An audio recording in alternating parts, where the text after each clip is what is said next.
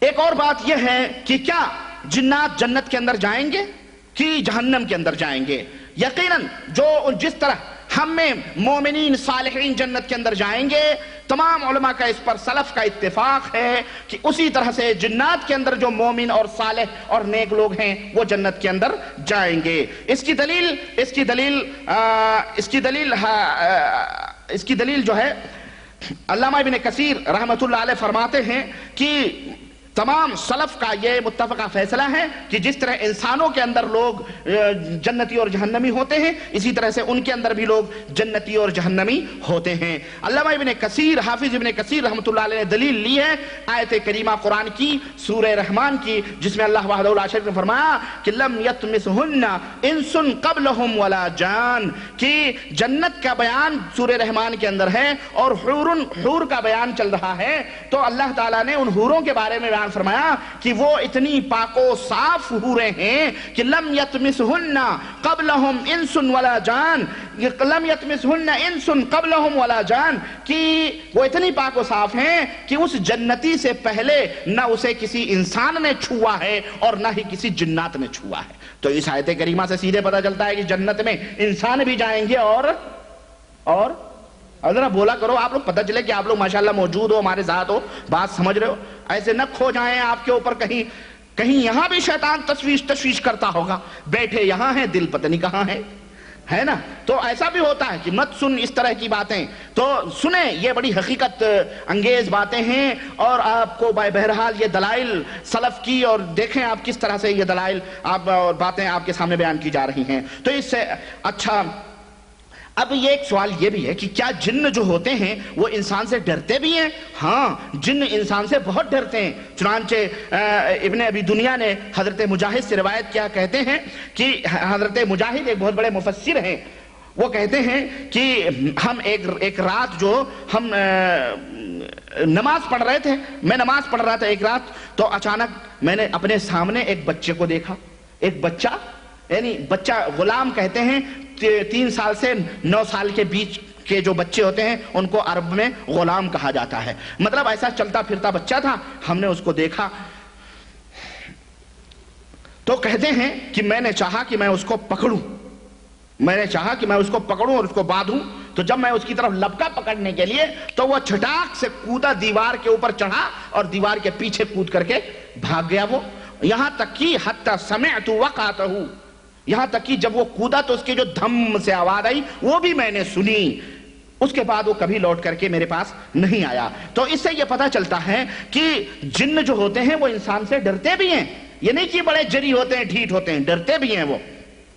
اسی طرح سے جن جو ہوتے ہیں وہ انسان سے نفرت کرتے ہیں، بعض جن ایسے بھی ہوتے ہیں انسان سے نفرت کرتے ہیں، ان کو دیکھ کے جلتے ہیں، حسد کرتے ہیں۔ چنانچہ حضرت ام سلمہ زوجہ نبی صلی اللہ علیہ وسلم کہتی ہیں کہ نبی کریم صلی اللہ علیہ وسلم نے رعا فی بیتہا جاریتن، ہمارے گھر میں ایک لونڈی تھی، اس کو آپ صلی اللہ علیہ وسلم نے دیکھا، فکان فی وجہہ صفعۃ، اس کے چہرے مطلب کچھ مرجھائے ہوئے سے، عجیب و غریب رونق نہیں تھی اس لونڈی کے چہرے پہ، تو آپ صلی اللہ علیہ وسلم نے فرمایا استرقوا لها فإن بها نظرا، اس کو جھاڑ پھونک کرواؤ اس لیے کہ اس کے اوپر جنات کی نظر لگی ہے۔ تو اس سے پتہ چلا، اس حدیث پاک، اور یہ حدیث صحیح بخاری اور صحیح مسلم کے اندر ہے، تو اس حدیث سے یہ پتہ چلا کہ جن جو ہوتے ہیں وہ انسانوں سے جلتے بھی ہیں، حسد بھی کرتے ہیں، ان کی نظریں بھی لگتی ہیں، تو اس طرح سے جھاڑ پھونک کروا سکتے ہیں۔ اسی طرح سے سوال یہ ہے کہ کیا جن شادی بیاہ بھی کرتے ہیں اور ان کے اندر نسلیں بھی پیدا ہوتی ہیں؟ جس طرح ہم شادی بیاہ کرتے ہیں تو بیٹا بیٹی پیدا ہوتے ہیں، ہماری نسلیں چلتی ہیں، ہمارے خاندان چلتے ہیں، تو کیا ان کے اندر بھی نسلیں چلتی ہیں؟ ہاں، بے شک جن شادی بیاہ بھی کرتے ہیں ان کے اندر نسلیں بھی چلتی ہیں۔ اس کی دلیل اللہ تعالیٰ نے قرآن کریم میں فرمایا کہ وَإِذْ قُلْنَا لِلْمَلَائِكَةِ اسْجُدُوا لِآدَمَ فَسَجَدُوا إِلَّا إِبْلِيسَ، ہم نے جب ملائکہ سے کہا کہ سجدہ کرو آدم کا تو سبوں نے سجدہ کیا سوائے ابلیس کے، کَانَ مِنَ الْجِنِّ، وہ جناتوں میں سے تھا، فَفَسَقَ عَنْ أَمْرِ رَبِّهِ، تو وہ اللہ کے حکم کا اس نے انکار کر دیا، اللہ نے کا حکم دیا سجدہ کرنے کا، اس کا انکار کر دیا۔ افتتخذونہ وذریتہ اولیاء من دونی، تو اے لوگو کیا مجھے چھوڑ کر شیطان اور اس کی آل اولاد کو شیطان اور اس کی ذریت کو، اس کے آل اولاد کو مجھے چھوڑ کے دوست بناؤ گے؟ وَهُمْ لَكُمْ عَدُوٌ، اور حالانکہ وہ تمہارے دشمن ہیں۔ بِئْسَ لِلظَّالِمِينَ بَدْلًا، ظالموں کا کتنا برا بدلہ ہوگا۔ تو اس آیت کریمہ سے یہ معلوم ہوا، جو اللہ تعالیٰ نے ذریت کا لفظ استعمال کیا، جس سے یہ پتہ چلتا ہے کہ ابلیس شیطان جو ہیں ان کی ذریت بھی ہے، ان کی آل اولاد بھی ہیں۔ اور اسی طرح سے اللہ تعالیٰ نے قرآن کریم میں جو یہ فرمایا کہ لم یتمثہن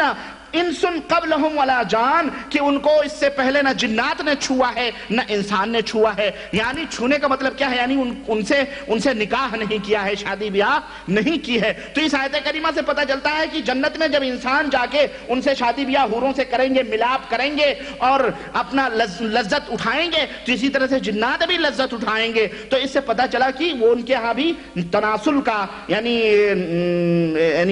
شادی اور بیاہ کا تعلق اور سلسلہ چلتا ہے، اور حدیث میں بھی اس کا ثبوت موجود ہے۔ بہرحال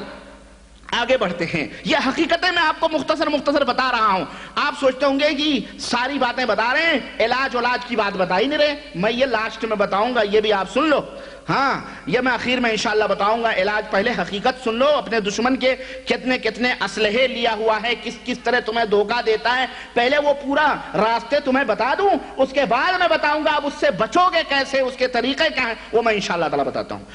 جن جو ہوتے ہیں یہ قیامت کے دن جو مؤذن ہیں ان کی گواہی بھی دیں گے کہ یہ اذان دیتے تھے۔ حضرت ابو سعید خدری رضی اللہ تعالیٰ عنہ سے روایت ہے کہ رسول اللہ صلی اللہ علیہ وسلم نے ان سے فرمایا کہ انی اراک تحب الغنم والبادیۃ، میں تمہیں دیکھتا ہوں کہ تم ذرا صحرا اور بکریوں کو کافی پسند کرتے، تم رہتے ہو وہیں پہ، تو تم جب صحرا میں رہو تو اذان کا وقت ہو تو نماز کا وقت ہو تو اذان دے دیا کرو، اس لیے کہ تمہاری آواز کوئی بھی چیز جو سنے گی جو قیامت کے دن جو ہے وہ تمہارے لیے قیامت کے دن گواہی دیں گے، چاہے وہ جن ہو کہ انسان ہو، جو لوگ بھی سنیں گے قیامت کے دن گواہی دیں گے۔ تو اس حدیث سے معلوم ہوا کہ جن وغیرہ بھی قیامت کے دن اللہ تعالیٰ کے ہاں گواہی دیں گے کہ فلاں نے اذان دی تھی، اس کا کلمہ میرے کان میں پڑا تھا۔ تو یہ بات ہو گئی۔ اب ایک سوال یہ ہے کہ کیا جنات، یہ جو شیطان ہوتے ہیں، جناتوں میں جو شیطان ہوتے ہیں، یہ دنیا کے اندر منتشر کب ہوتے ہیں، کب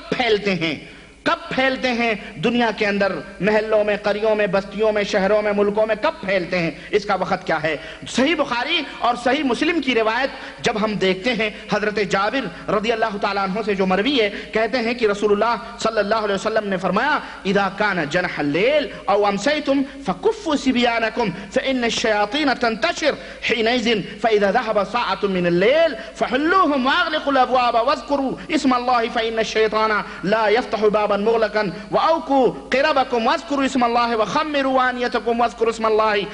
اسم الله احاديث۔ صحیح بخاری سے مسلم کی لمبی روایت، میں ترجمہ آپ کے سامنے پیش کرتا ہوں کہ اللہ کے رسول صلی اللہ علیہ وسلم نے فرمایا کہ اے لوگو، جب رات ہو جائے، شام ڈھل جائے، دن غروب ہو جائے اور رات کا ایک حصہ مثلا یعنی اندھیرا چھا جائے، تو اے لوگو اپنے بچوں کو گھروں میں روک لو، گھروں سے باہر انہیں نہ جانے دو، اس لیے کہ یہ وہ وقت ہے جب شیاطین دنیا کے اندر منتشر ہوتے ہیں۔ تو اس حدیث سے ہمیں معلوم ہوا کہ شیطان جو ہوتے ہیں وہ کب دنیا کے اندر پھیلتے ہیں؟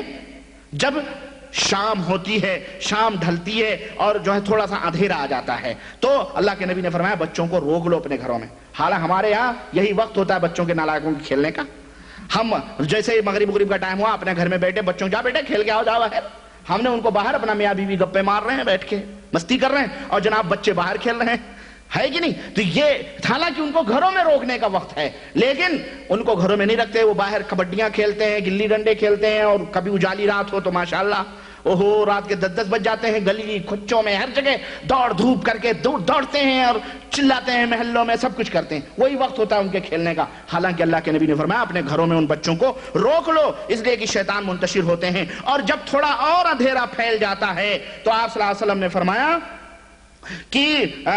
دروازے گھر کے بند کر لو، جب تھوڑی اور رات گزر جائے تو اپنے گھر کے دروازے بند کر لو اور بسم اللہ کر کے بند کرو، اس لیے کہ جب تم بسم اللہ کر کے اپنے دروازوں کو بند کرو گے تو شیطان ان دروازوں کو نہیں کھولتا ہے جن دروازوں کو بسم اللہ کر کے بند کیا گیا ہو۔ مسلمانوں سن لو، بڑا عظیم نسخہ ہے یہ پیغمبر اسلام جناب محمد الرسول اللہ صلی اللہ علیہ وسلم کا۔ چلاتے ہیں جی رات کو شیطان آ کے ڈراتا ہے، رات کو تنگ کرتا ہے، رات کو گدگدی لگاتا ہے، رات کو کچو مارتا ہے، رات کو پلٹ دیتا ہے، رات کو یہ کرتا ہے، رات کو وہ کرتا ہے۔ اما کس کو معلوم ہے کہ بسم اللہ کر کے دروازہ کون ظالم بند کرتا ہے؟ یہ بتاؤ ذرا۔ الا من رحم اللہ، الا یہ کہ بعض ہوں گے، یہ نہیں کہ جب سونے چلیں تو لاؤ بسم اللہ کر کے دروازے بند کرنا۔ بیگم دروازہ بند کر دو ذرا، بس سو گئی، دھڑاک سے بند کر دیا، خلاص لاک کرتے ہو گئی، نہ بسم اللہ کہنا نہ کچھ کہنا۔ ہمارے ہاں گاؤں میں اللہ ہی کی پناہ خیر۔ تو میرے عزیز یہ تعلیم دو گھروں میں، بسم اللہ کر کے دروازے بند کرو، اور اپنے پانی کے مٹکوں کو، مشکیزوں کو بسم اللہ کر کے بند کرو۔